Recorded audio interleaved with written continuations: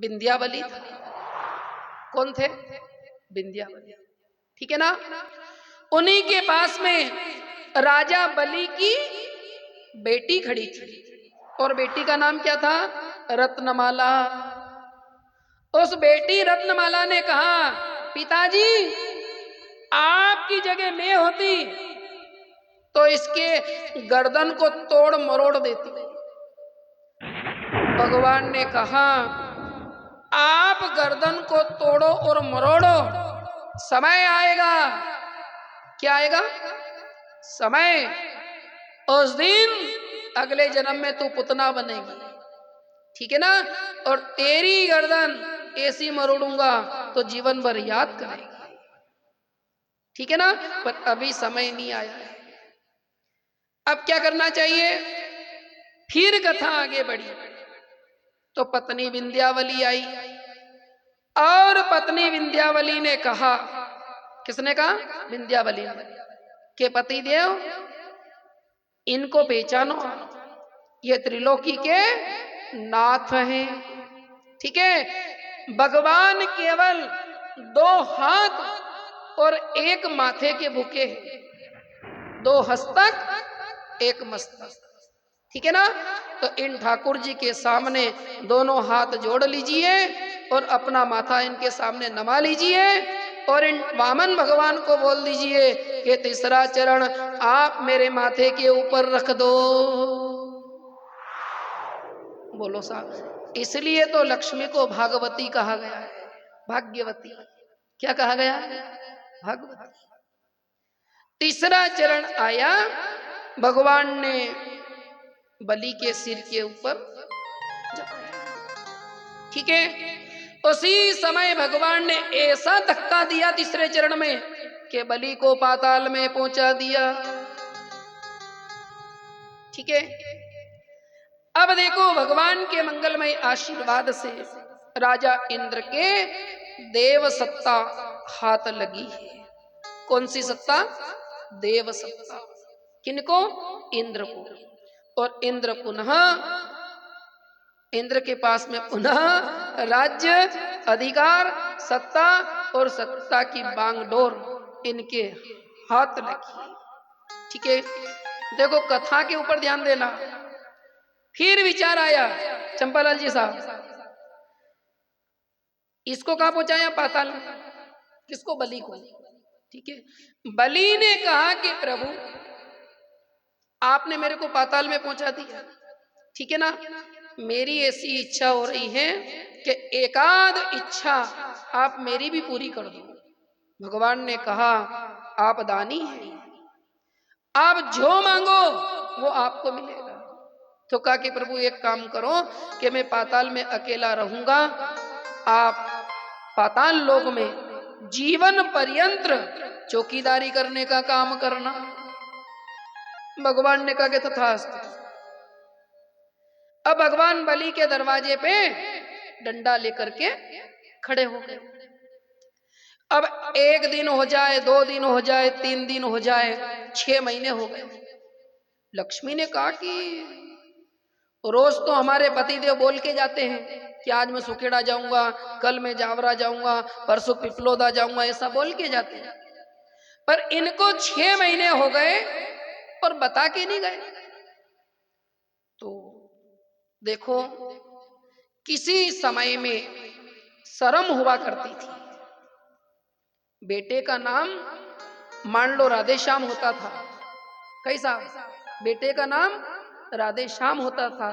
तो बहुत सारी माता बहनें कैसा रास्ते चलने वाले को बोलती थी कि दासाब आप वहीं पधारी रहा, तो राधे श्यामरा पिताजी ने घरे भेज दीजिए। अबे तो भी पति देव नानी रो नानो है के कई तो बड़ा नाम थी बोलाड़े, कई थी बोलाड़े नाम थी। बोलो। इसलिए कहा कि वो माताएं धन्य थी, वो माताएं धन्य थी कि अपने पति को बुलाती थी और किसी को बोलती थी तो ऐसा बोलती थी कि आप वहीं पधारी रहा चौराया पे, तो नानारा पापा ने वही थी मेल दी। ને અબે જાણે वो આપણો નાનો વે के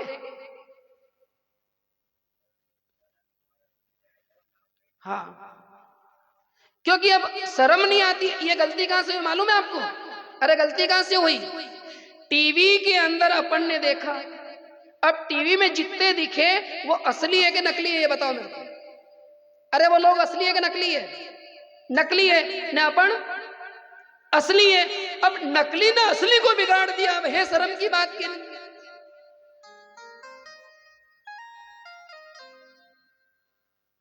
अब अपन टीवी के चारे लग गए। बाकी हमारा शास्त्र क्या बोलता है कि गलती से भी अपने पति को नाम से नहीं बुलाना चाहिए। आपके बेटी हो बेटा हो, उस नाम से आप संबोधित कर दो तो सामने वाले को वो लगे कि नहीं साहब इनका भाव ठीक है। अब समस्या कहां से खड़ी हो गई पता है आपको? अपने पास में घर की पढ़ाई नहीं बची। अब ना बेटे को बाप के पास बैठने की फुर्सत, नहीं बाप को बेटे के पास बैठने की फुर्सत, नहीं लाड़ी के हाउजी कने बैठवा की फुर्सत, नहीं हाउजी ने लाड़ी मैंने बेवारी फुर्सत। कहा के साबरे हजार हजार बीघा जमीन वही की, अब वही ध्यान दे के आई दे। गोई ने भी तो नारू भैया गलत बोला हूं तो क्षमा करना।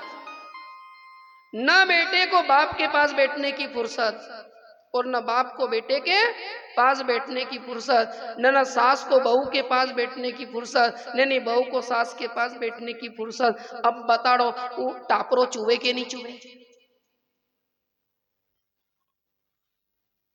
बोलो साहब ने फिर के हमारो घर बिगड़ी गयो ने हम भी बिगड़ी गया ने मन घर रो कड़काई वेगा ने।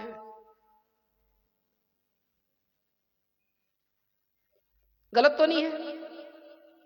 अगर गलत बोला हो, देखो अगर ऐसा ही चलता रहेगा, ऐसा ही चलता रहेगा, ऐसा ही चलता रहेगा तो विचार कर लेना कि अपने घर का सर्वनाश होने में ज्यादा समय नहीं बचा है। करो विचार, करो विचार। ये तो क्या बात करो आप, आपका छोर छोरी परबारा ही बुढ़ा बुढ़ी राखी ले, पर भेरे व्यवहार नहीं देगे अबड़ी जाए तो, कदी अबड़ी जाए तो छोर छोरी न वणा छोर छोरी न घड़िया भी ऐसा पप्पा जाऊं पप्पा जाऊं पप्पा जाऊं पप्पा जाऊं। पप्पा दूध तो आवेगा कि कहीं समझ में नहीं आएगा। आए शर्म आए क्यों साहब? करो करो विचार करो। इधर भगवान के मंगलमय आशीर्वाद से प्रत्येक घर में बूढ़े और बूढ़ी है परबारा वो अपनी संतान की देखभाल करे, अपन अपने घर के संभालना तो घर कम से कम उजड़े तो नहीं गा।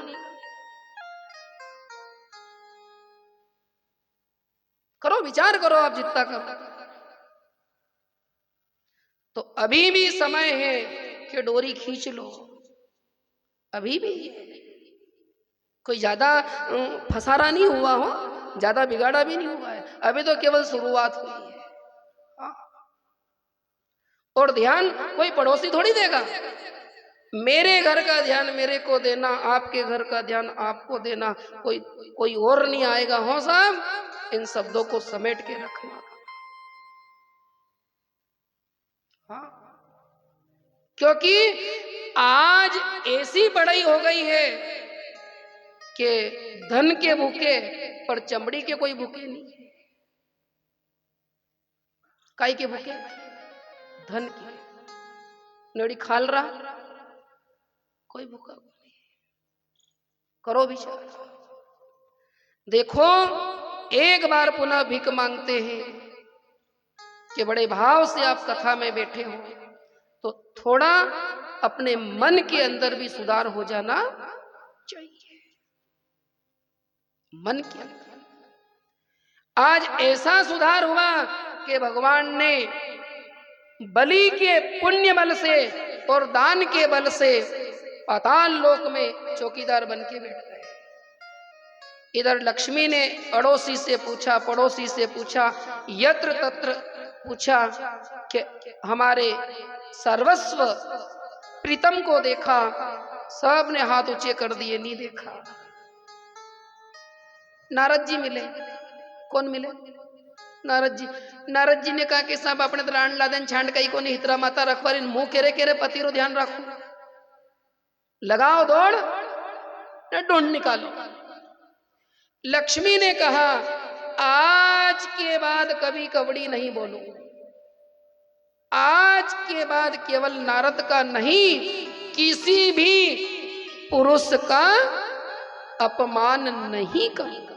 आज के बाद आप मेरे पति को ढूंढ निकालो, ढूंढ निकालो। उसी समय नारद जी ने भेद दिया, आपके पति देव दान के प्रभाव से, बलि के दान के प्रभाव से पाताल लोक में चौकीदारी करते हैं। आप पधारो, ने अपने पति को लेके आ जाओ। लक्ष्मी ने कहा कि बाप रे बाप, पाताल में जाना पड़े? तो लक्ष्मी ने कहा नारद जी एक बात करो, नहीं एकाध विधि बता दो ताकि मेरे पति मेरे को जल्दी हाथ लग जाए। तो नारद जी ने कहा विधि तो है, एक राखी ले जाना। क्या ले जाना? राखी। और वो राखी का डोरा राजा बलि के हाथ बांध देना, ठीक है? अब पहली पहली चक्कर अपन राखी बांधा साहब, चंपालाल जी साहब, पहली पहली बार तो सुखेड़ा ते साड़ी लाई ने करनी पड़े, पहली चक्कर। दूसरी बार में तो भले ही ओलकार ऑफिस ने 5 रुपया ने अबार थान दादा को ने नितर और बढ़िया लिया था, हाँ ठीक है नहीं? पर पहली पहली चक्कर अपने घर से अच्छा में का देना पड़ता है, ठीक है नहीं? तो उसी समय देवऋषि नारद जी ने लक्ष्मी से कहा कि राजा बलि को अपना भाई बनाए तो वो आपका भाई आपकी मनवार करेगा, ठीक है नहीं? तो बोल देना कि न तो मेरे को साड़ी भाए, न ब्लाउज का फीस भाए, न एकाध रकम भाए, न सोना चांदी भाए, मेरे को तो मेरा पति भाए, ये ले लेना। ऐसा बोला।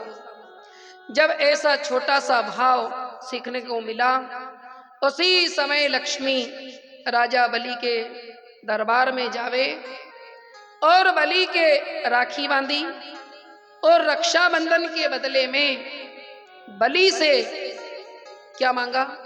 अपने पति देव मांगे। बलि ने कहा अरे बहन, आपने मेरे राखी बांधी तो आपके पतिदेव सलंग तो नहीं मिलेंगे, सलंग तो नहीं दूंगी। हाँ, 8 महीने आपके पतिदेव आपके साथ में रहेंगे और 4 महीने मेरे साथ में रहेंगे, चौमासा चौमासा।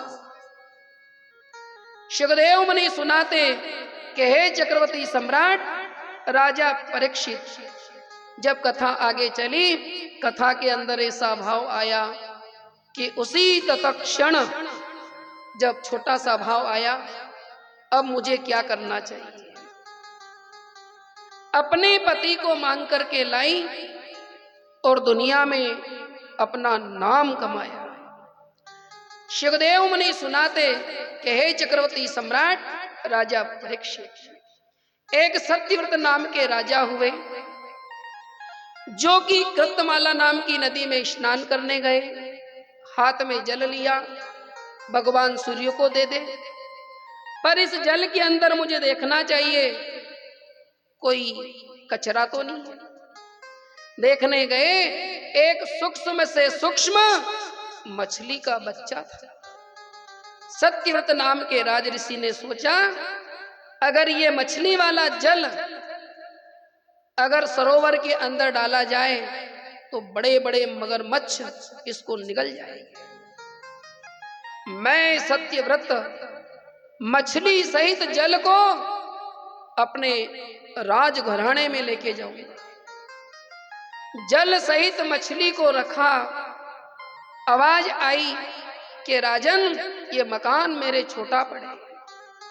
उसी समय एक कमंडल की व्यवस्था करी, कमंडल के अंदर मछली के बच्चे को और उस जल को लिया। 24 घंटे के अंदर आवाज आई, राजन ये मकान भी मेरे छोटा पड़े। राजा सत्यव्रत उस जल भरे कमंडल को लेकर के मछली सहित बड़े भारी सरोवर के किनारे आए और मछली सहित जल को सरोवर के अंदर छोड़ दिया। उसी समय आवाज आई, राजन ये सरोवर भी छोटा लगे। फिर तो राजा के समझ में आ गई कि जिनको मैं सूक्ष्म से सूक्ष्म मछली का बच्चा समझता हूं, ये तो कोई न कोई देव सत्ता है, मुझे प्रार्थना कर लेना चाहिए। प्रार्थना करने के बाद पूछा, भगवान ऐसे काम नहीं चलेगा, प्रत्यक्ष अप्रत्यक्ष रूप में आपको भेद देना पड़ेगा। उस नन्ही सी मछली ने भेद दिया कि राजन आज के 7वें दिन समुचित धरा के ऊपर जल ही जल हो जाएगा और समुचित धरा के ऊपर बसने वाले प्राणी, पशु, पक्षी जलमग्न हो जाएंगे। तो मुझे क्या करना चाहिए? उसी समय मत्स्य भगवान ने कहा कि आप केवल 3 के नियंत्रण में हो जाओ। कितने के? 3 के।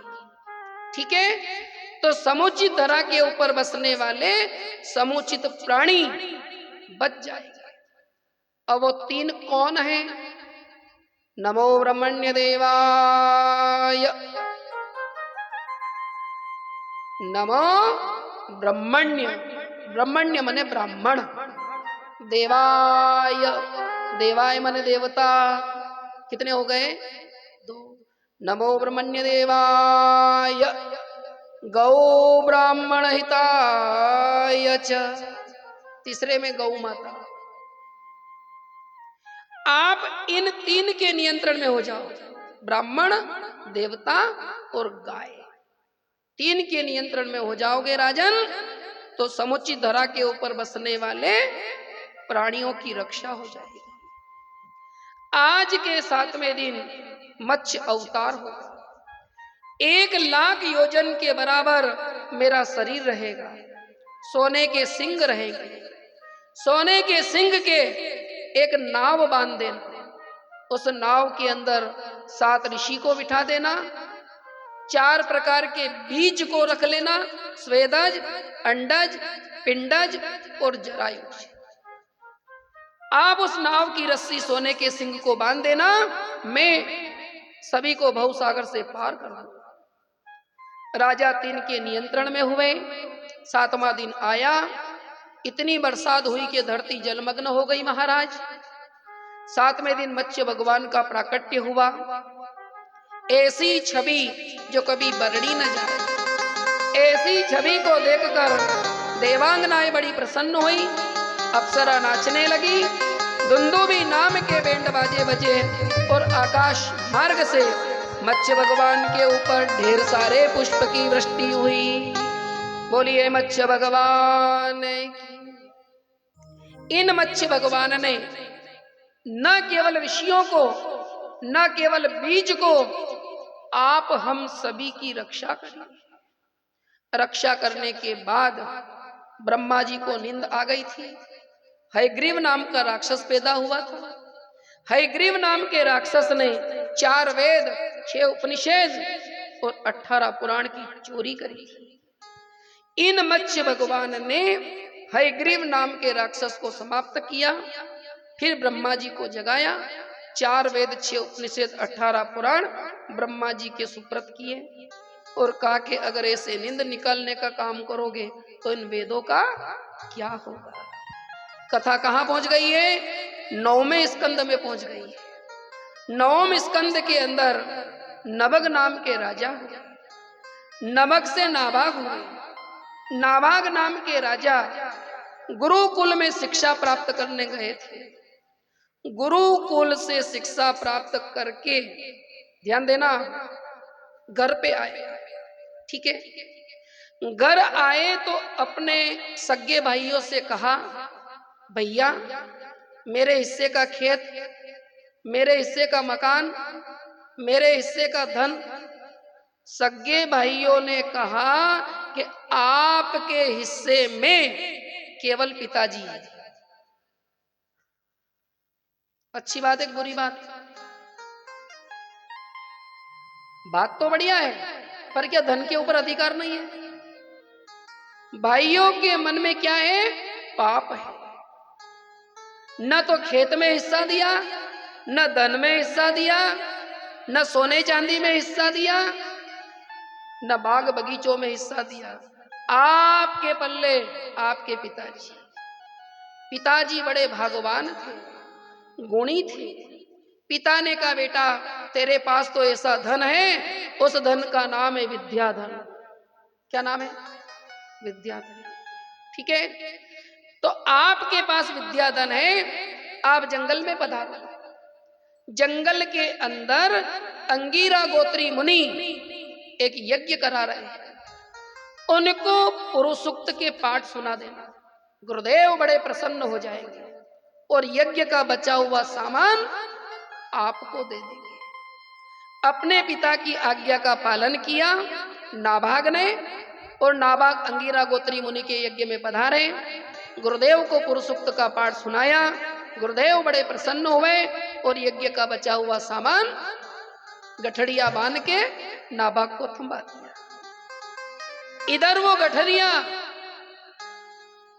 सामान की नाभाग ने उठाने की तैयारी करी, और उत्तर दिशा से भगवान शंकर जी पधारे। कौन पधारे? शंकर। शंकर जी ने धर्म की बात करी कि नाभाग यज्ञ का बचा हुआ सामान मेरे लगता है। नाभाग भी सत्य बोले कि न तो मैंने चोरी करी, न मैंने छल किया, न मैंने कपट किया। मेरी विद्या के द्वारा गुरुदेव बड़े प्रसन्न हुए और गुरुदेव ने मेरे को यज्ञ का बचा हुआ सामान दे दिया। उसी समय भगवान शंकर जी ने नाभाग से कहा, आप अपने पिता के पास में पधारो और पिताजी से जानकारी लेना कि यज्ञ का बचा हुआ सामान किसके लगता है। इतनी देर में यहीं खड़ा रहूंगा। शंकर जी वचन में बंध गए। नाभाग अपने पिताजी के पास में गए और पिताजी से पूछा कि यज्ञ का बचा हुआ सामान किसके लगे। तो पिता भी झूठ नहीं बोले। कितनी बड़ी बात है साहब। पिता ने कहा, बेटा यज्ञ का बचा हुआ सामान शंकर जी के लगता है। नाभाग ने आकर के भगवान शंकर जी से कहा, जो आपने बोला वही वाणी मेरे पिता ने बोली। शंकर भगवान केवल सत्य के ऊपर बड़े प्रसन्न हुए और कहा कि बेटा नाभाग, यज्ञ का बचा हुआ सामान लगता तो मेरे है, पर न तो बेटा झूठ बोला और न पिताजी झूठ बोले, इसलिए यज्ञ का बचा हुआ सामान मैं आपको देता हूं। नाभाग के वंश में राजा अम्बरीश हुए। राजा अम्बरीश जो थे कहां पधारे? मथुरा में पधारे। और मथुरा में जाकर के इन्होंने साल भर तक 11 का व्रत किया। ठीक है, 11 का व्रत करने के बाद कालिंदी में स्नान किया। फिर एकादशी का उद्यापन करना था, तो उद्यापन किया नहीं तो 60 करोड़ गौ माता का दान किया। राजा अम्बरीश ने 60 करोड़ गौ माता का दान किया। तो दान किसको अखरा? दुर्वासा ब्राह्मण को। किसको अखरा? हाँ, कि इतना बड़ा दानी राजा जो 60 करोड़ गौ माता का दान करे। देखे मैं जाऊं मेरे को कितना मिले। अब ब्राह्मणों में सबसे क्रोधी ब्राह्मण कौन है? तो दुर्वासा ब्राह्मण।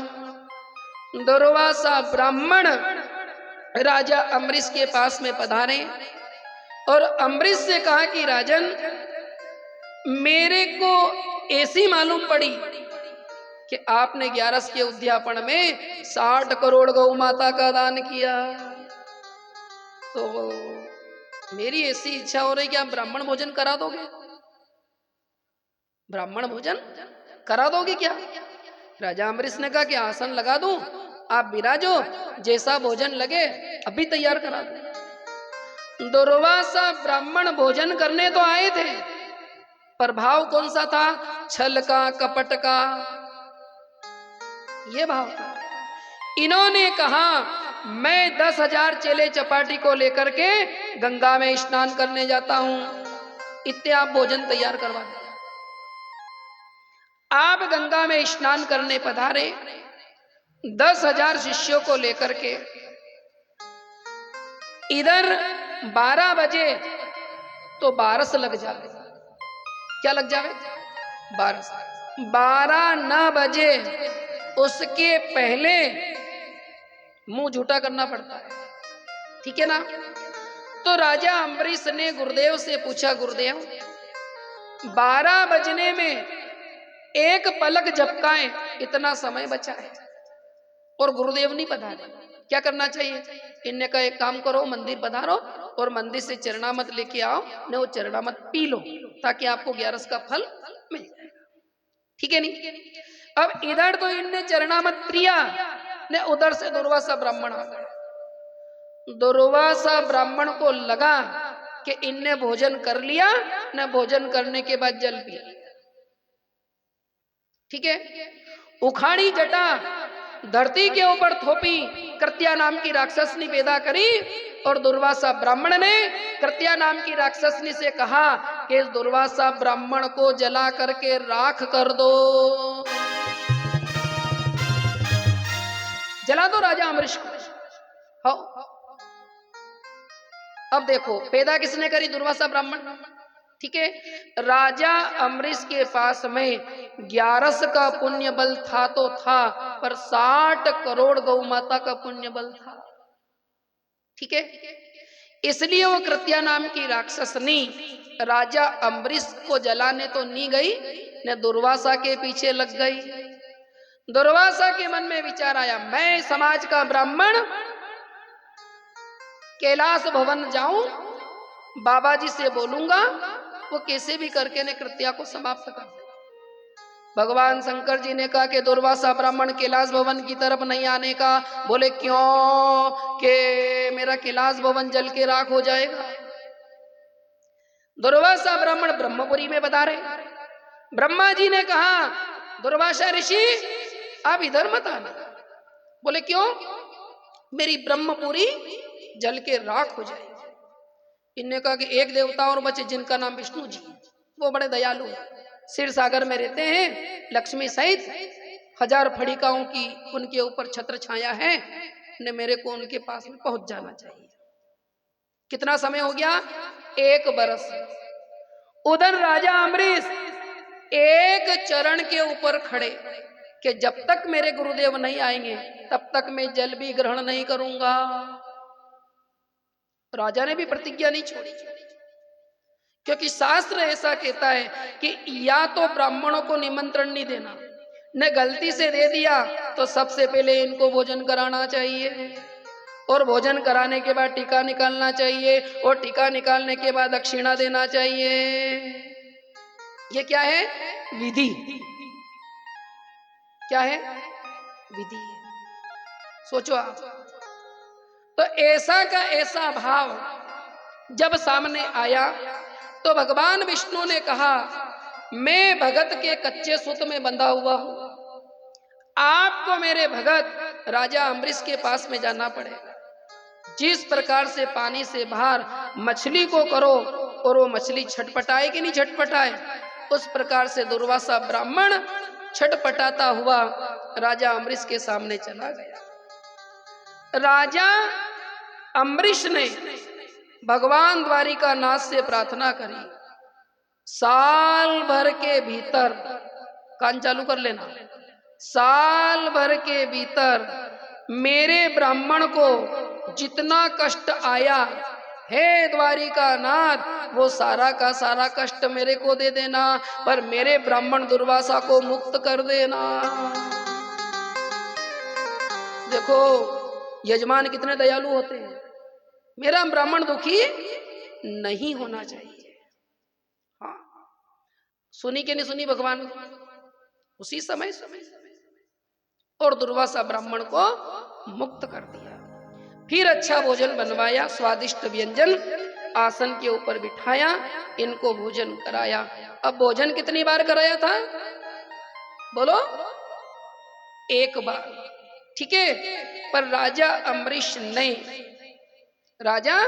अम्बरीश ने दुर्वासा ब्राह्मण का कितना सम्मान किया बताओ? साल भर तक भोजन कराए न दक्षिणा दे, वो साल भर की दक्षिणा इकट्ठी दुर्वासा ब्राह्मण को दी। सोचो आप, इन्हीं के वंश में जाके आगे विरूप हुए, विरूप से केतु हुए, केतु से शंभुमान हुए, और शंभुमान के वंश में जाकर के 70 इक्ष्वाकु पैदा हुए। कितने? 70। अब 70 में से केवल 3 समझदार थे। एक का नाम था विकुशी, दूसरे का नाम था निमि, और तीसरे का नाम था दंडकादि।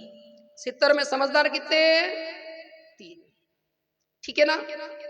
अब एक समय ऐसा आया कि पिता ने अपने बेटे विकुशी को जंगल में भेजा। कहां पे भेजा? जंगल में, कि आप जंगल में जाओ ने मांस लेकर के आओ, पिताजी का श्राद्ध करना है, ठीक है ना। अब ये विकुशी जंगल में गया, इसको लगी भूख, एक खरगोश को पकड़ा, अग्नि में भुना, ने उसको खा गया, ठीक है। मांस झूठा हुआ कि नहीं हुआ?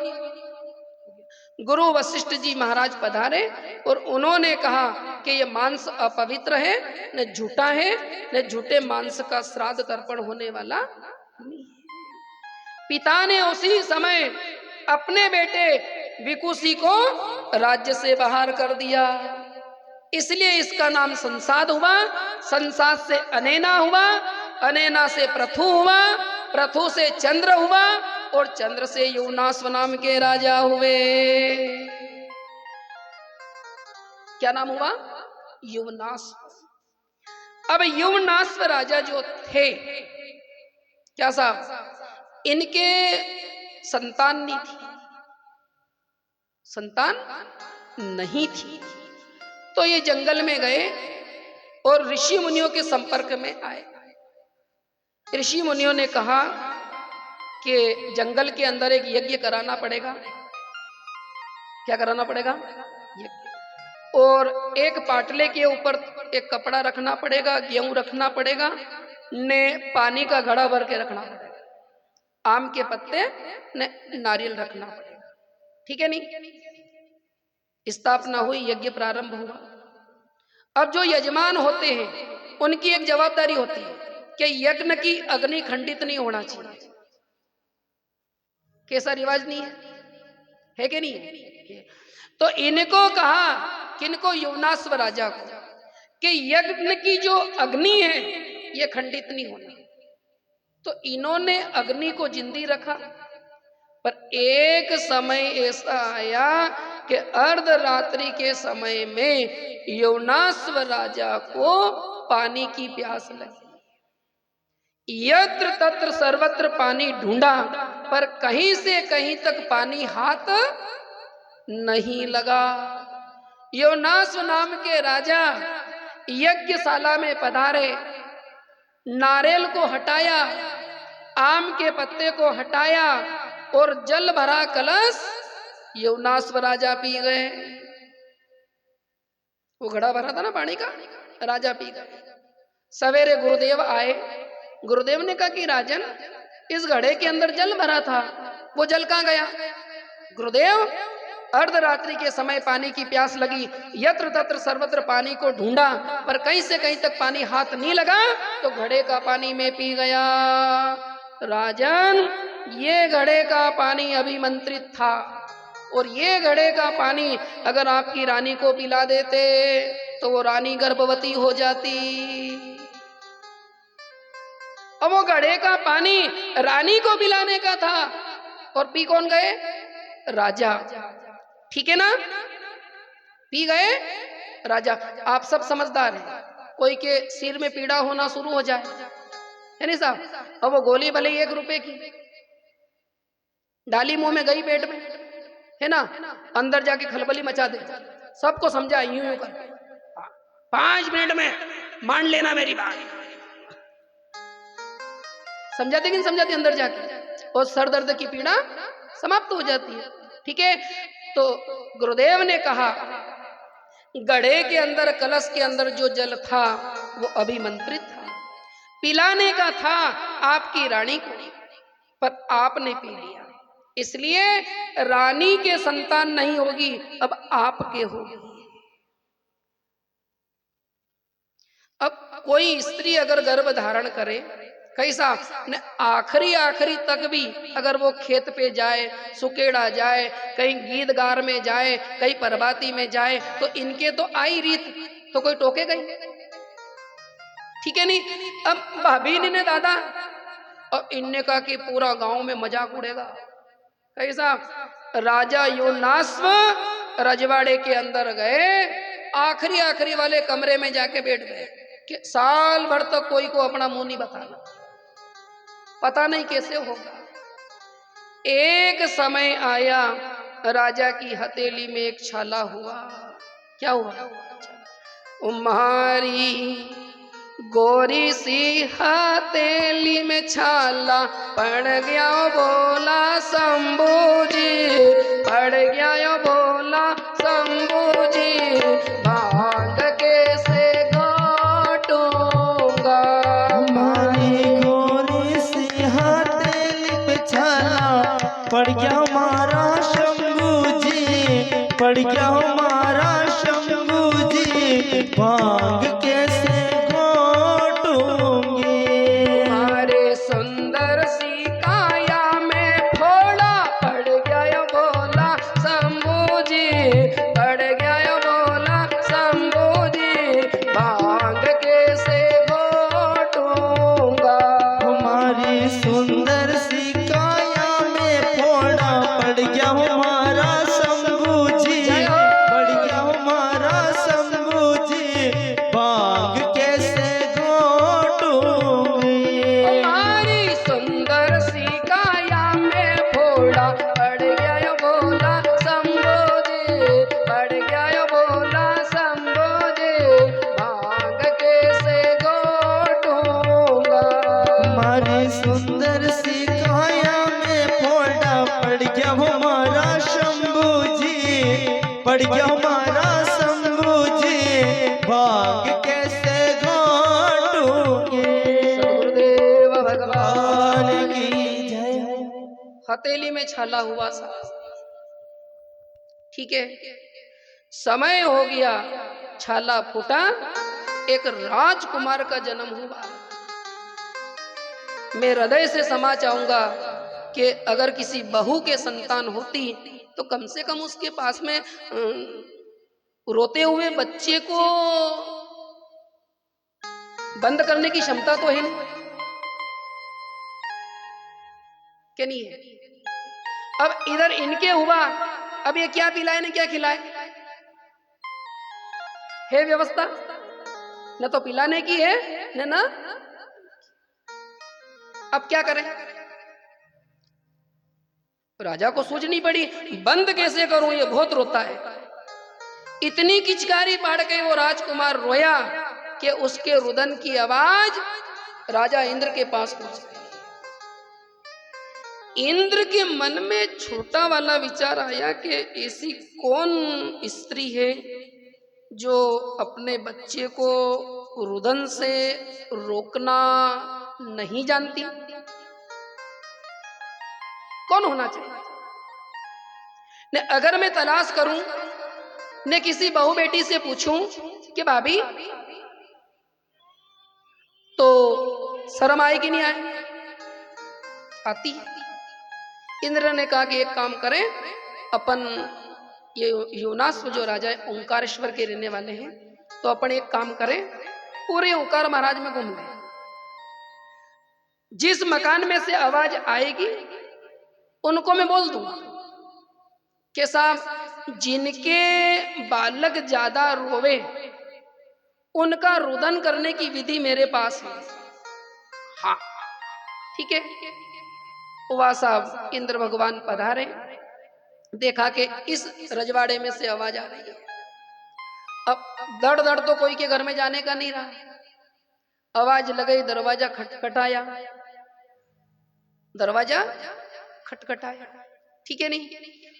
अब जमाना वो था कि यहाँ तक घूंघट निकाल के आना ने यूं करके ना खड़े हो जाना, ठीक है। वो योनास राजा की रानी आए और मुंह मोड़ के खड़ी हो जाए, बोले न चाले। अब इंद्र भगवान ने कहा कि शरीर से स्त्री है, अब मैं किससे बात करूं, मैं किससे बात करूं। धीरे से इंद्र ने कहा कि मैं समाज का ब्राह्मण हूं, ने आप अपने घर का भेद मेरे को दे दो। तब जाके योनास नाम की राजा की रानी ने भेद दिया कि पंडित जी साहब मैं संतान से हीन हूं और मेरे पति ने ऋषि मुनि की बात मान के यज्ञ तो कराया था संतान प्राप्ति का, पर वो कलश का जल रानी को पिलाने का था, पर अर्धरात्रि के समय में मेरे पति को पानी की प्यास लगी न, वो अभिमंत्री जल मेरे पति देव पी गए, तो संतान मेरे को नहीं मिली न मेरे पति को मिली। इसलिए उनके स्वभाव में नहीं है कि बिलखते हुए रोते हुए संतान को बंद करते हैं।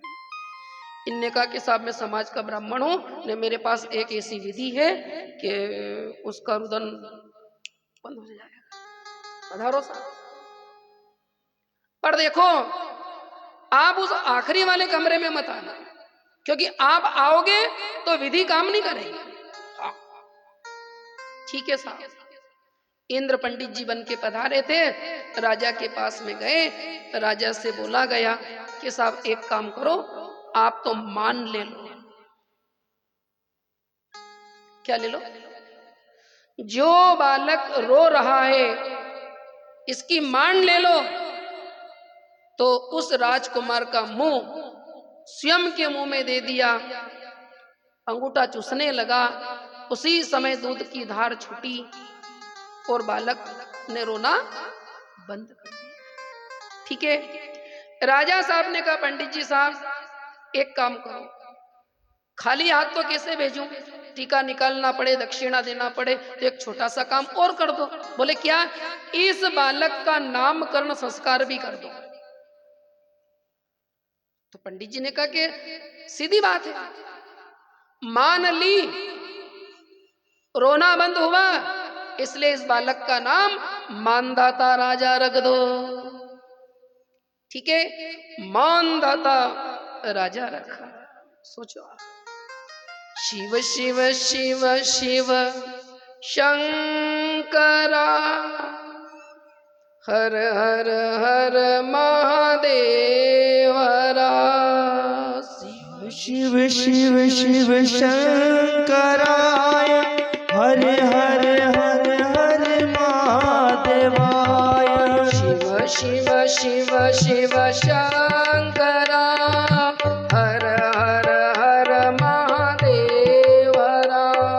शिव शिव शिव शिव शंकराय, हर हर हर हर महादेवाय। हर हर हर महादेवरा, हर हर हर महादेवरा। हर हर हर हर महादेवाय, हर हर हर हर महादेवाय। शिव शिव शिव शिव शंकरा, हर हर हर महादेवरा। शिव शिव शिव शिव शंकराय, हर हर हर हर महादेवाय। नारायण देव की जय। अब देखो मानदाता राजा हुए, आपके पुरकुस्त, त्रिशंकु और हरिश्चंद्र नाम के राजा थे। हरिश्चंद्र तो इतना दानी कि गहनों की बात तो दूर रही, चूल्हे पे तवे का पता भी न था, भरपेट भोजन भी नहीं मिलता था और घर में अन्न का पता भी न था। इन्हीं के वंश में रोहित कुमार हुए और रोहित कुमार के वंश में बाहु नाम के राजा। बाहु राजा की कितनी रानियां? 2 रानियां, दोनों की संतान नहीं। बाहु राजा ने विचार किया जंगल में चलें, संत महात्मा की सेवा करेंगे और उनके आशीर्वाद से अपने को संतान मिल जाएगी। तो गुरुदेव ने कहा कि राजन, आपकी बड़ी वाली रानी गर्भवती हो गई, अब आप रजवाड़े में पधारो, समय उपरांत राजकुमार का जन्म होगा और आप बेटे का सुख देखना। तो रजवाड़े में पधारो। अब रजवाड़े में पधारे तो हुआ क्या कि ऐसा समय आया कि छोटी रानी के मन में पाप आया कि बड़ी रानी तो गर्भवती, तो ये तो संतान वाली कहलाएगी, ने में बिना संतान वाली। छोटी रानी ने भोजन बनाया, भोजन में जहर मिलाया, ने बड़ी रानी को बोला कि भोजन तैयार है। अब बड़ी रानी को क्या पता कि जहर है, उसने बिचारी ने जहरीला भोजन कर लिया। पर वो तो संत महात्मा का प्रसाद था, न तो जहर का कुछ बिगड़ा और न गर्भ का कुछ बिगड़ा। एक ऐसा समय आया कि समय उपरांत चक्रवर्ती सम्राट राजाधिराज महाराज सगर राजा का जन्म हुआ। नारायण देव की।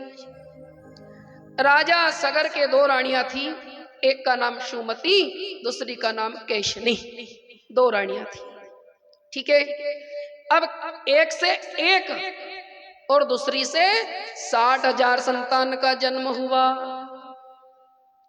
अब राजा सगर ने मन बनाया कि मेरे को यज्ञ का आयोजन करना चाहिए। आपने यज्ञ कराया तो एक यज्ञ पशु बांधा था। अब इधर राजा इंद्र को लगा कि कहीं राजा सगर का अगर यज्ञ पूरा हो जाएगा तो कहीं मेरी देव सत्ता चली ना जाए, देव सत्ता चली नहीं जाए। तो इसलिए राजा इंद्र ने यज्ञ पशु की चोरी करी और चोरी का घोड़ा कपिल मुनि की कुटिया के पिछवाड़े बांध दिया। अब यज्ञ पशु को ढूंढने गए, यत्र तत्र सर्वत्र ढूंढा, पर कहीं से कहीं तक यज्ञ पशु नहीं मिला। छोटी रानी ने कहा कि अपने 60,000 संतान हैं, अभी जाए ढूंढ के लाए। अब ये 60,000 गए। कपिल मुनि ने उपदेश दिया कि यज्ञ पशु की चोरी मैंने नहीं करी, राजा इंद्र ने करी है। आप यज्ञ पशु को लेकर के जाओ और जैसे तैसे यज्ञ को पूरा करो, ठीक है। अब एकाध होते तो मान लेते, अब ये 60,000 थे। करने का था कपिल मुनि का सम्मान, सम्मान तो नहीं किया, ने अपमान कर डाला। कपिल मुनि ने अपने तेजोमय तप के द्वारा कमंडल का जल उन 60,000 के ऊपर छिड़का तो छिड़कते ही राख का ढेर हो गया। असमंजस के पुत्र अंशुमान यत्र तत्र सर्वत्र उस घोड़े को ढूंढने गए। तो कपिल मुनि ने कहा कि बेटा, आपके काका लोग आए तो थे, पर मैंने उनको समझाया कि यज्ञ पशु की चोरी मैंने नहीं करी और इंद्र ने बांधा है, आप घोड़े को ले जाओ और यज्ञ पूरा। तो उन्होंने अपशब्द बोले, मेरे तप बल के द्वारा मैंने उनको जला करके ने राख कर दिया।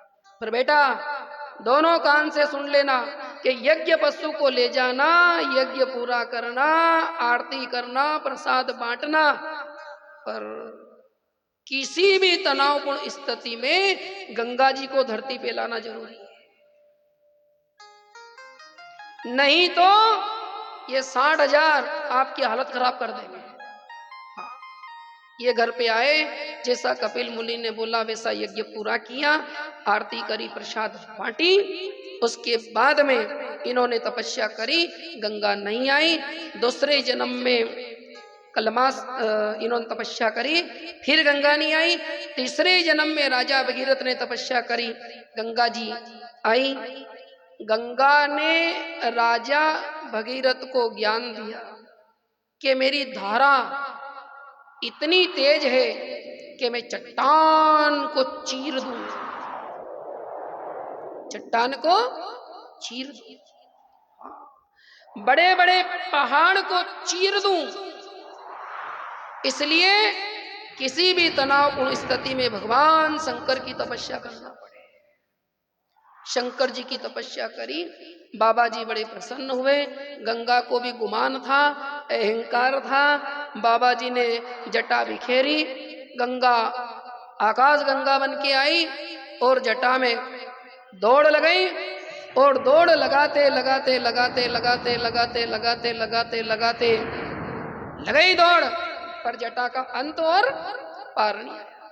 फिर भगवान शंकर ने गंगा जी को जटा में बांध दिया। ठीक है, राजा भगीरथ के रथ के पहिए के पीछे पीछे गंगा जी चली, और जहां पर कपिल मुनि ने राजा सगर के 60,000 बेटे का राख बनाया था, वहां गंगा ने अपनी धारा छोड़ी, उन 60,000 का कल्याण हुआ। ऐसी छवि जो कभी बरनी न जाए, ऐसी छवि को देखकर देवांगनाएं बड़ी प्रसन्न हुई।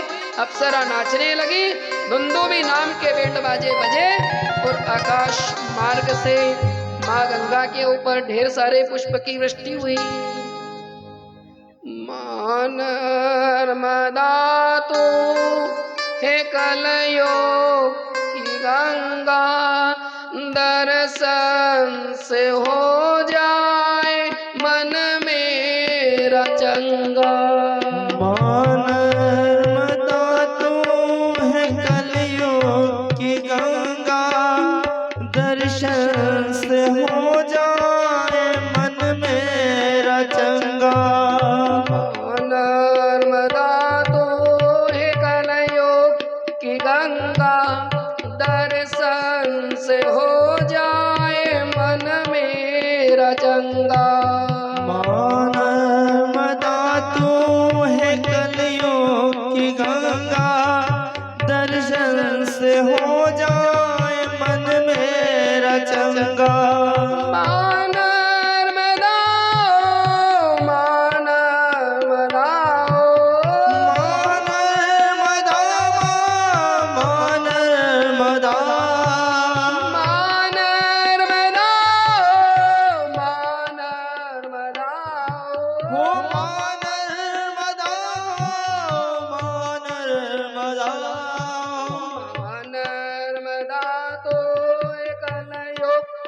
गंगा दर्शन से हो जाए मन मेरा चंगा।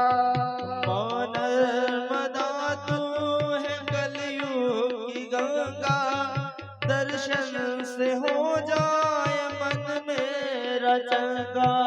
पतितों की पावनी मां नर्मदा है, पतितों की पावन मां नर्मदा है, पतितों की पावनी मां नर्मदा है, पतितों की पावन मां नर्मदा है। मां नर्मदा तू है कलयुग की गंगा, दर्शन से हो जाए मन मेरा चंगा।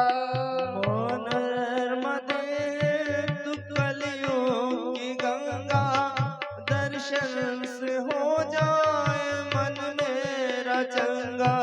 ऋषियों ने जानी गुणियों समझी।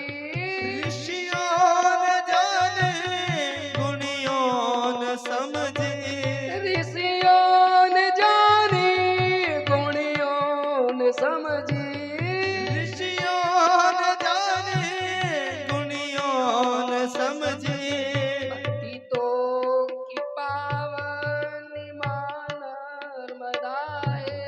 पतितों की पावन मां नर्मदा है।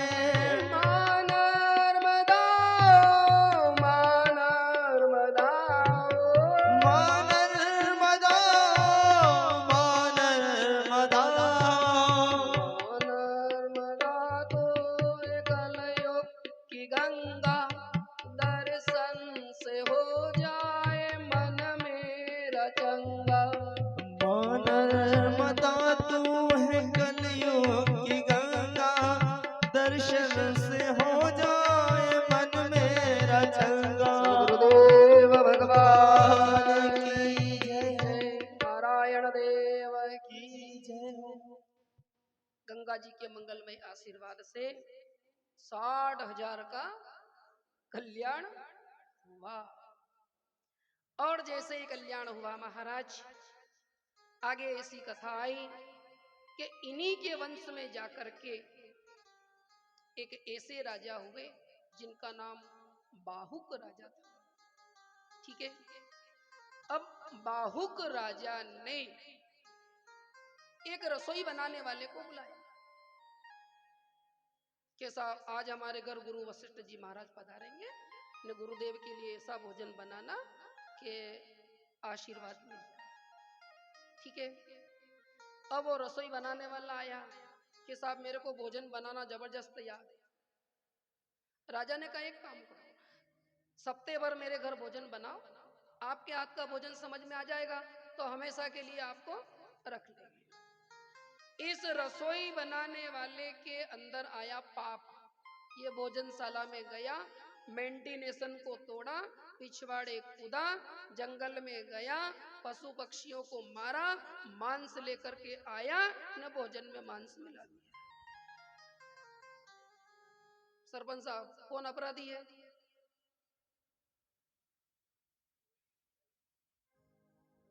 नहीं, मारा सूझनी पड़ी थी। नारायण देव की गर्दानी तो नहीं है नहीं। ठीक है। अब बेचारा वो राजा जो थे वो तो वशिष्ठ जी के पास में बैठे। राजन लगाओ भोजन तैयार है। अब जैसे ही वो सामने थाल में भोजन परोस करके लाया गया, गुरुदेव ने हाथ में जल लिया, ने भगवान को भोग लगाया, आंख बंद करी। वो तो त्रिकालदर्शी थे। उन्होंने कहा साहब ये भोजन हमसे नहीं बनेगा। क्यों? इस भोजन के अंदर मांस है और तुम क्षत्रिय होकर के ने राज दरबार में रहने वाले और ब्राह्मणों को अभक्ष भोजन कराते हो, तो जाओ राजन, मैं आपको श्राप देता हूं कि आप जीवन भर राक्षस बन जाओ।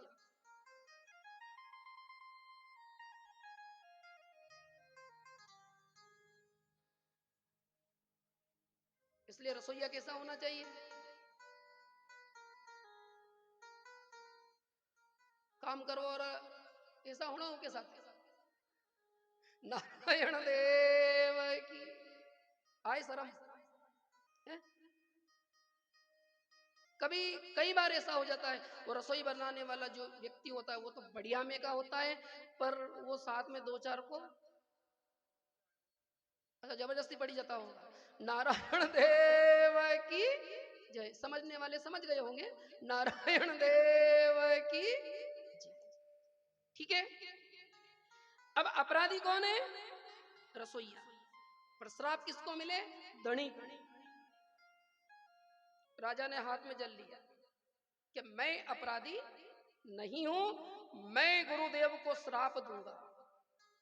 राजा की रानी आवे और अपने पति को समझावे कि ये समाज के ब्राह्मण हैं, ने ब्राह्मण अपने को श्राप दे तो सिर पे धारण कर लो, पर अपने अधिकार में नहीं आता है कि अपन ब्राह्मण को श्राप दे। देवी इस श्राप के जल का क्या करूं? बोले श्राप का जल आपके चरण के ऊपर डाल लो।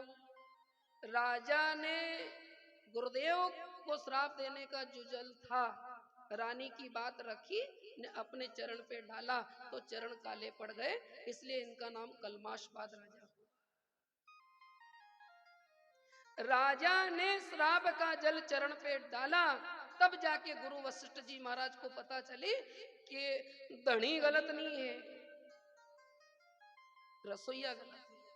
राजन, सच्चाई हाथ आ गई है, एक काम करो, मैं आपके श्राप को थोड़ा कम कर देता हूं। जीवन भर राक्षस नहीं रहोगे, न केवल 12 साल तक राक्षस रहोगे। थोड़ा कम कर दो। श्राप कम किया कि नहीं किया? कर दिया। शरीर कौन सा बना? राक्षसी। ठीक है, जंगल में गए, कीड़े न मकोड़े न जीव न जंतु न जो हाथ लगे सीताराम। अब 12 साल में केवल 4 दिन बाकी थे। कितने? के बस अब आप मनुष्य बन जाओ, ठीक है नहीं? अब 4 दिन तक खाने पीने का कुछ नहीं मिला, खूब कोशिश करी, 4 दिन तक कुछ नहीं मिला, तो एक कुटिया में गए। ने कुटिया में कौन बैठे थे? ऋषि और ऋषि की पत्नी। ठीक है, राक्षस शरीर था, वो झपटा गुरुदेव के ऊपर, कंठ पकड़ा। ऋषि पत्नी ने कहा, ये मेरे पति हैं, अखंड है, शाश्वत है, गुणी है, ध्यानी है, तपस्वी है, आप मेरे पति को मत खाओ। इतने में तो चबा के न सुपड़ा साफ। ऋषि की पत्नी ने कहा, मैं पति विहीन हो गई हूं, मछली की भांति तड़प तड़प करके अपने प्राण त्याग दूंगी, पर मैं ऋषि पत्नी आपको श्राप देती हूं कि घर पधारोगे ने रानी को छुओगे तो छूते ही मृत्यु को प्राप्त हो जाओगे। इनकी आंख तड़ा गई कि 4 दिन और मन को रोक लेता।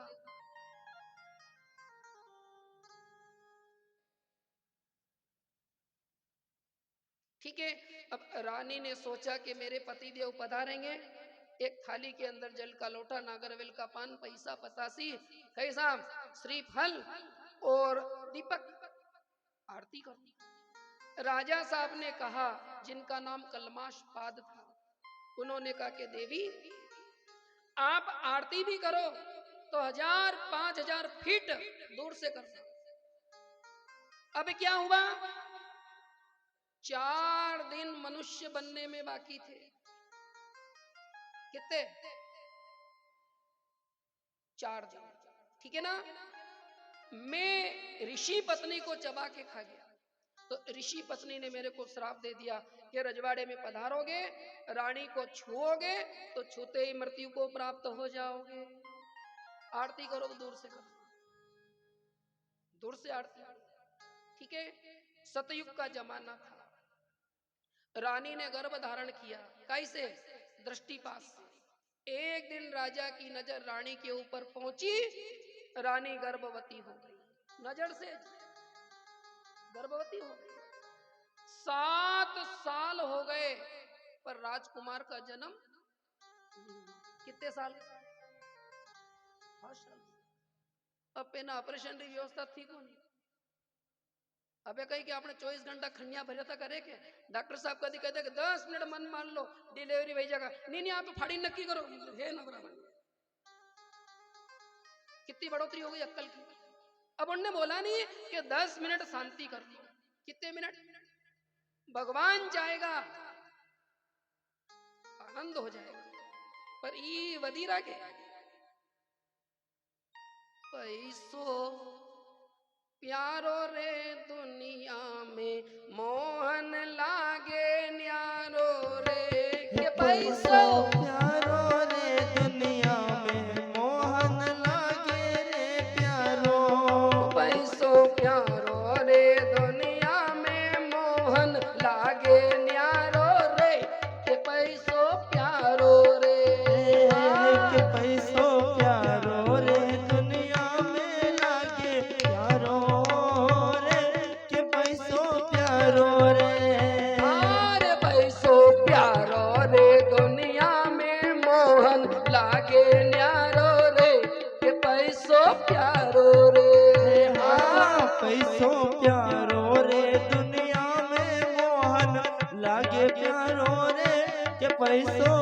प्यारो रे। पैसा वारो 5 बरस को पटेल के वाणो रे के पैसो प्यारो रे। अरे पैसा वारो 5 बरस को पटेल के वाणो रे के पैसा पैसा रो।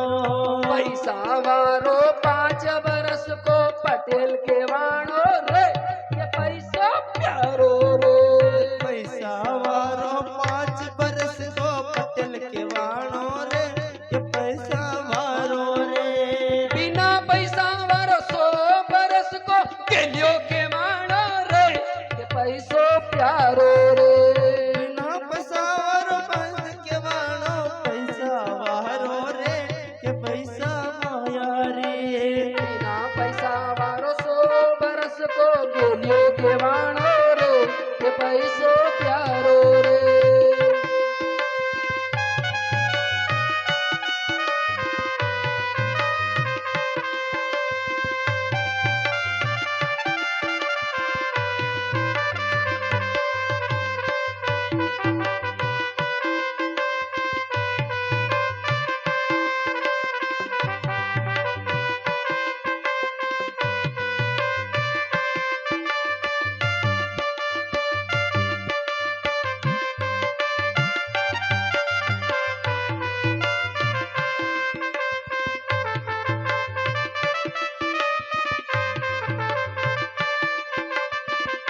सद्गुरुदेव भगवान की।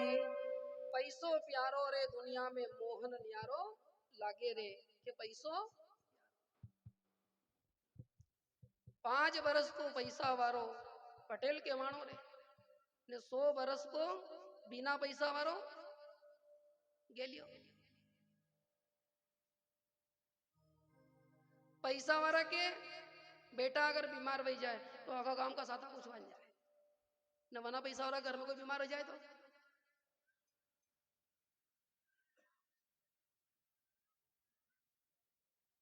बोलो।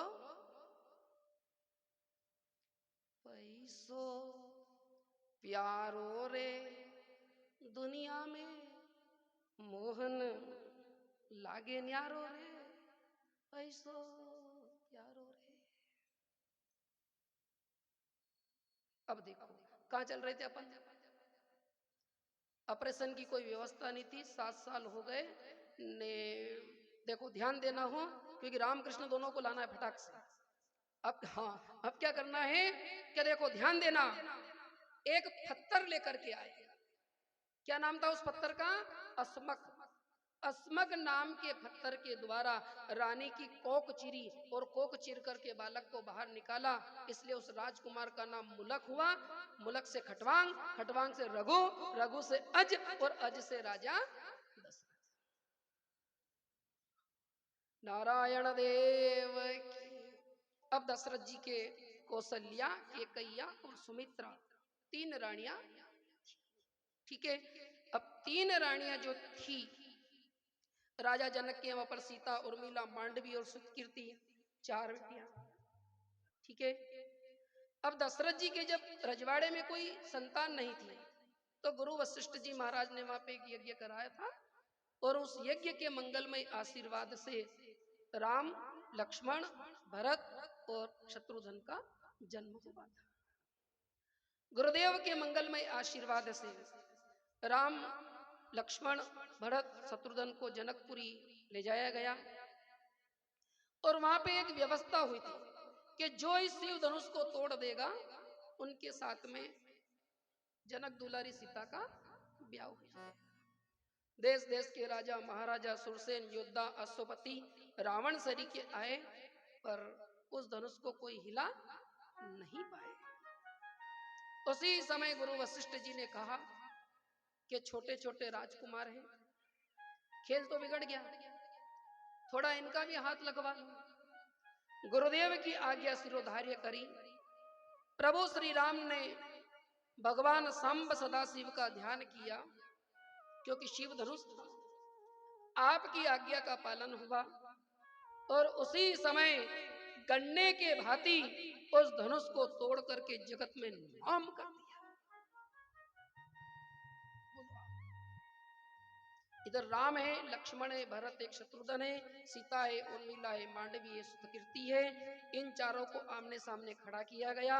सभी के हाथ में वरमालाएं हैं। प्रभु श्री राम ने जनक दुलारी सीता के गले में माला डाली। क्या साहब? पर राम जी की लंबाई थोड़ी ज्यादा थी और सीता जी कद में छोटी थी। ठीक है, अब जनक दुलारी सीता जी ने कहा कि मेरे प्राणनाथ को वरमाला धारण कराओ। पर राम जी ने कहा कि पहली पहली बार अगर सासरे के अंदर माथा झुकाया तो जीवन भर झुक के रहना पड़ेगा। इसलिए राम जी कड़क एकदम खड़े थे। ठीक है, बहुत समय हो गया। जनक दुलारी सीता जी ने कहा करूं तो क्या? कहा के पेना अबे तो चवरिया में भी बात करे, आप यहाँ तो नहीं करता होगा। नारायण देव की, ठीक है नहीं? तो अब जनक दुलारी सीता ने सोचा अब इनको नमाऊं कैसे? तो जनक दुलारी सीता के हाथ में एक अंगूठी थी। अपनी अंगूठी निकाली, प्रभु श्री राम के चरण में डाली। प्रभु श्री राम को लगा कि मेरी जेब के अंदर से कुछ न कुछ गिरा। प्रभु श्री राम जी नीचे देखने गए, इतने जनक दुलारी सीता जी ने प्रभु श्री राम को वरमाला धारण करा दी। सीता, उर्मिला, मांडवी, शुद्धकीर्ति, राम, लक्ष्मण, भरत, शत्रुघ्न चारों का विवाह संपन्न हुआ। आदो राम तपोवनादिगमन महत्वामृतम कांचनम। मजा आ गया। आदो राम तपोवनादिगमनम महत्वामृतम कांचनम वेदे अर्णम जटायुमर्णम सुग्रीव संभाषणम बाले निर्दलम समुद्र तरणम लंकापोरी दाहनम पश्चाद्रावरण कुंभकर्ण हननम एतद्धि रामायणम। बोल सियावर रामचंद्र भगवान। कहते सुनते आवे हो,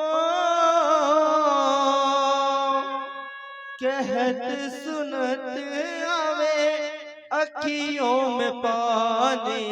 राम कहानी सुनो रे, राम कहानी, राम कहानी सुनो रे, राम कहानी। श्री राम जय राम जय जय राम, श्री राम जय राम जय जय राम, श्री राम जय राम जय जय राम, श्री राम जय राम जय जय राम।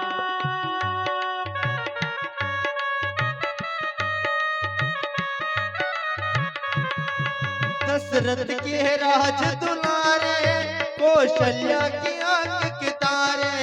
दशरथ के राज दुलारे, कौशल्या की आंख के तारे। वे सूर्य वंश के सूरज, वे रघुकुल के उजियारे। वे सूर्य वंश के सूरज, वे रघुकुल के उजियारे। राजीव नयन बोले हो,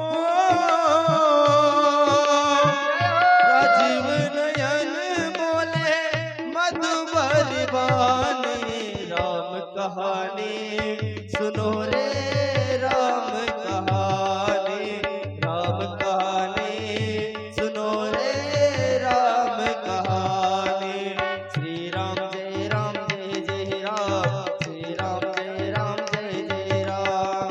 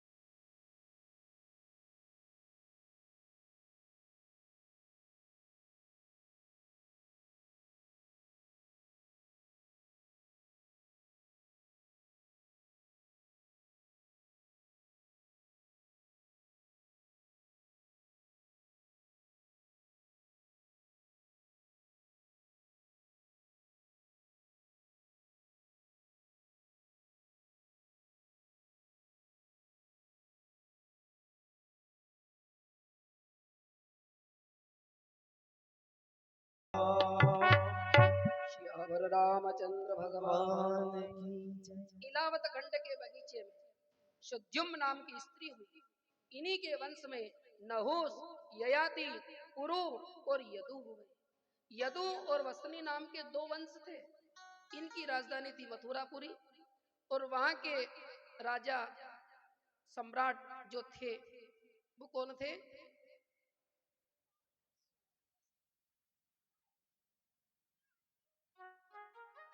बोलो, तुम्हारे मालूम नहीं, सूझनी पड़े मारे। नारायण देव की। देखिएगा, वहां के जो राजा थे वो बड़े कर्मवीर राजा थे और उन्होंने कंस को आदेश दिया कि देवकी का ब्याह रचाओ। जब देवकी का ब्याह रचाया गया तो हाथी घोड़े लाव लचकर अंतरी मंत्रियों के साथ में विदा करने गए। रास्ते में आकाशवाणी हुई कि जिस बहन को आप सुखपूर्वक विदा करने जा रहे हो उसके 8वें नंबर की जो संतान होगी वो काल बन के आएगी, आपको समाप्त कर। कंस ने कहा कि न रहे बांस न बजे बंसी। म्यान से तलवार निकाली, एक हाथ में चोटी पकड़ी। देखो बहन के लाड़ हो रहे हो, हाँ, एक हाथ में तलवार पकड़ी, एक हाथ में चोटी, रथ से नीचे घसीटी, बहन को समाप्त कर। वसुदेव जी नीचे उतरे और उन्होंने कंस से कहा कि देखो साहब, मैं वचन देता हूं कि देवकी के गर्भ से जितनी संतानें होगी एक एक करके मैं आपके सुपुर्द कर दूंगा। ये वचनबद्ध हुए, घर आए और देवकी के पवित्र से पवित्र अंतकरण के द्वारा, पवित्र से पवित्र कोख के द्वारा 1 नंबर के बेटे का जन्म हुआ। वसुदेव जी पधारे कंस के पास में।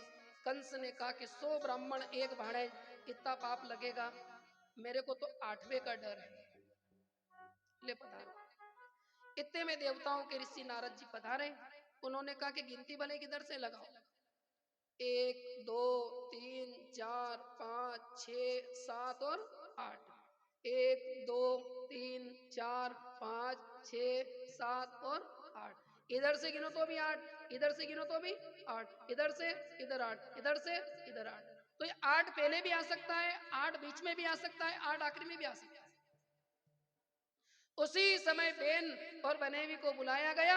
हाथ में हथकड़ी कड़िया है, कारागार के अंदर है, चौकीदार है, ताले हैं, फाटक है। एक नहीं 6 संतान को पत्थर के ऊपर पटक पटक के कंस ने मारी। 7वें नंबर में बलराम जी आए। इनने कहा कि अपने को यहाँ नहीं रहना है, तो क्या करना पड़े? माता रोहिणी के गर्भ में प्रवेश हुए।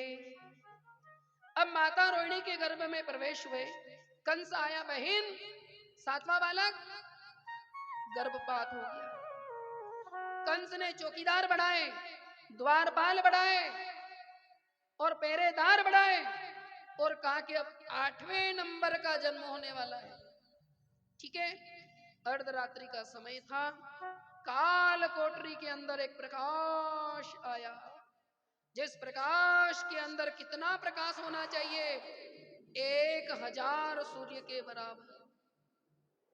देवकी ने वसुदेव जी को जगाया और कहा कि हे प्राणनाथ, अंधेरी काल कोठरी में उजाला आ गया है। देखने गए, शंखधारी, चक्रधारी, गदाधारी, पद्मधारी के दर्शन, मैं दर्शन देने आया हूं। वसुदेव देवकी ने कहा दर्शन से काम नहीं चलेगा, तो फिर आपको जन्म लेके आना पड़े। इन्होंने कहा कि मेरी एक माँ और है, वहां भी जाना है, तो मैं आ तो जाऊं पर वचन देना पड़े कि यशोदा के यहाँ पर नंद भवन में एक कन्या का जन्म हुआ है। मेरे को रातम रात नंद बाबा के भवन में पहुंचा देना और वहां से कन्या लेकर के आ जाना। तो हम ले कैसे जाएंगे? बोले आगे की व्यवस्था में संभाल लूंगा। देखो अभी अपन कहा है, मथुरा में है, कंस की राजधानी में है। एक भी आवाज मत करना, नहीं तो कंस जाग गया है तो मेरी जवाबदारी नहीं है। ठीक है ना? पूरी मथुरा में सन्नाटा, अर्धरात्रि का समय। देवकी के पवित्र से पवित्र अंतकरण और कोक के द्वारा लाला का जन्म हुआ। सुपड़े की व्यवस्था हुई, हथकड़ियां बेड़ियां खुली, सुपड़े में लाला को सुलाया। अर्धरात्रि का समय था, बरसात रिमझिम चल रही थी, बिजलियां कड़क रही थी, यमुना उफान पे थी। यमुना से प्रार्थना करी, यमुना नीचे उतरी, नंद भवन पे गए, कन्या को सुलाई, कन्या को वहां से उठाई, लाला को सुलाया, वापिस मथुरा में आए। अपने आप ताले फाटक खिड़कियां सब लग गई और वसुदेव देवकी के गोद में एक छोटी सी कन्या, वह कन्या जोर से रोई। पहरेदारों की नींद भंग हुई, पहरेदार भागे भागे गए, महाराज महाराज हो गया।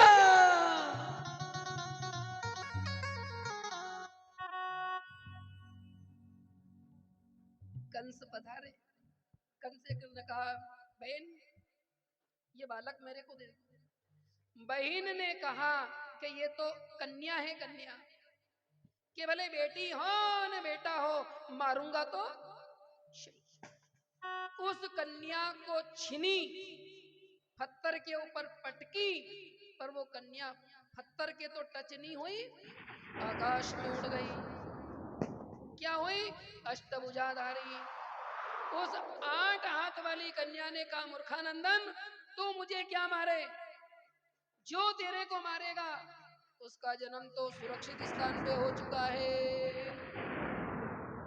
कंस गजे, बके, चिल्लाए, अब मैं क्या करूं? नंद भवन में गाय को मालूम पड़ी, ग्वाल को मालूम पड़ी, गोपिया को मालूम पड़ी, नंद करे आनंद भयो।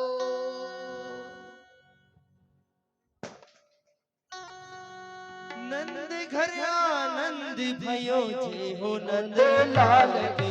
नंद घर आनंद भयो, जय हो नंद लाल के। जय हो नंद लाल की, जय यशोदा लाल की। जय हो नंद लाल की, जय यशोदा लाल की। हाथ देना घोड़ा देना और देने पाल की। हाथ देना घोड़ा देना और देने पाल की।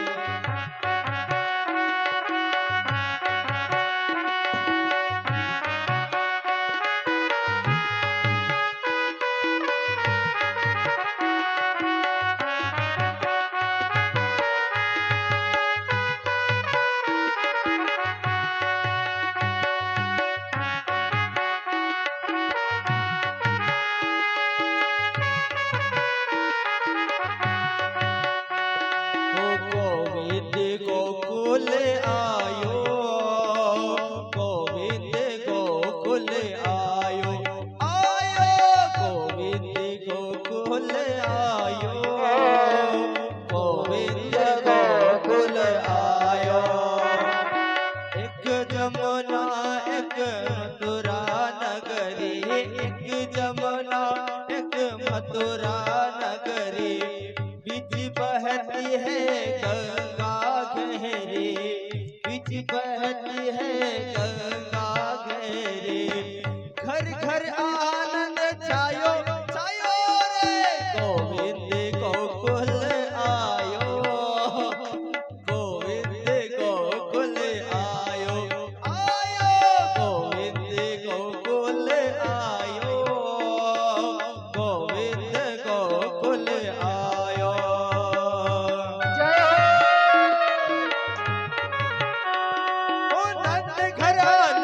भयो, जय हो नंद लाल की। नंद घर आनंद भयो, जय हो नंद लाल की। कोटि ब्रह्मांड के अधिपति लाल की। कोटि ब्रह्मांड के अधिपति लाल की। गौवे चरान आए, जय हो पशुपाल की। गौवे चरान आयो, जय हो पशुपाल की। गोविंद गोकुल आयो, गोविंद गोकुल आयो।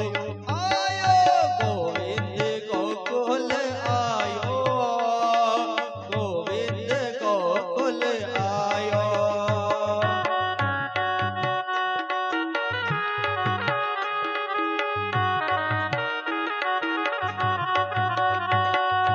इत मथुरा इत गोकुल नगरी, इत मथुरा इत गोकुल नगरी, इत मथुरा इत गोकुल नगरी, बीच बहती है गंगा गहरी, बीच बहती है गंगा गहरी, घर घर आनंद छायो छायो रे, गोविंद गोकुल आयो, गोविंद गोकुल आयो, आयो गोविंद गोकुल आयो, गोविंद गोकुल आयो।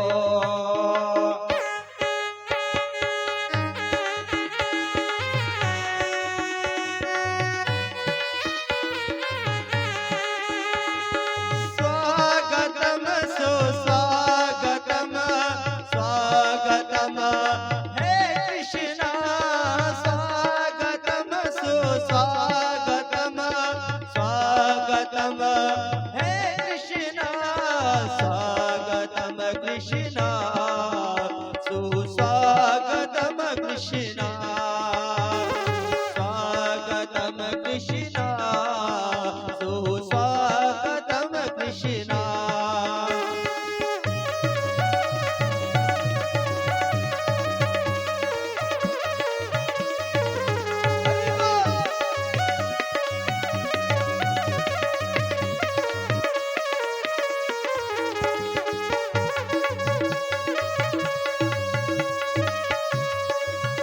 मेरे बाके बिहारी लाल, मेरे बाके बिहारी लाल, तू इतना ना करियो सिंगार, नजर तोहे लग जाएगी कहाना, नजर तोहे लग जाएगी। मेरे बाके बिहारी लाल,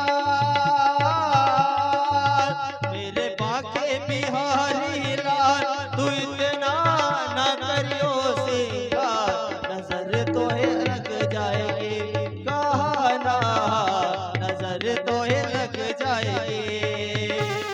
जय गोविंदा जय गोपाला कृष्ण कन्हई मुरली वाला, जय गोविंदा जय गोपाला कृष्ण कन्हई मुरली वाला।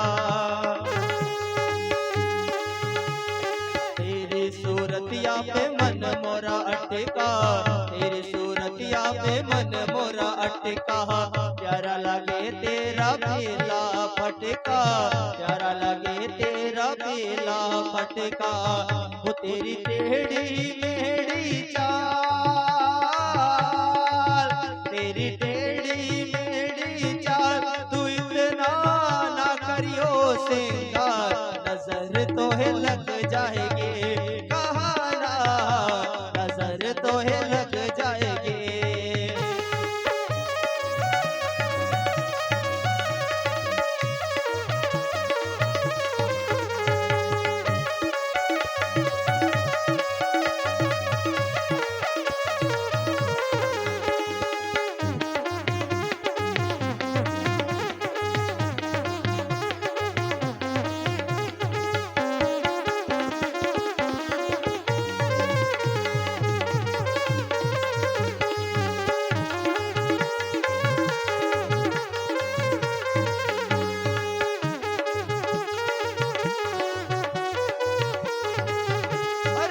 होलिया पे उड़े रे गुलाल, डालो जिरंगी केसरिया, होलिया पे उड़े रे गुलाल, डालो जिरंग केसरिया।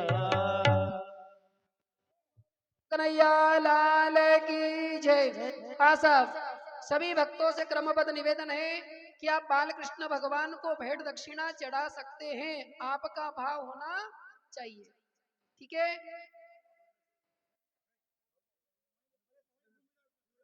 हाँ कोई घूमी जाओ, चलो गुरुजी आरती चालू करो। नहीं किसी को सुप्रत कर दो भाई, आरती में समय लगेगा, अभी 4-5 थाली कर लो तैयार।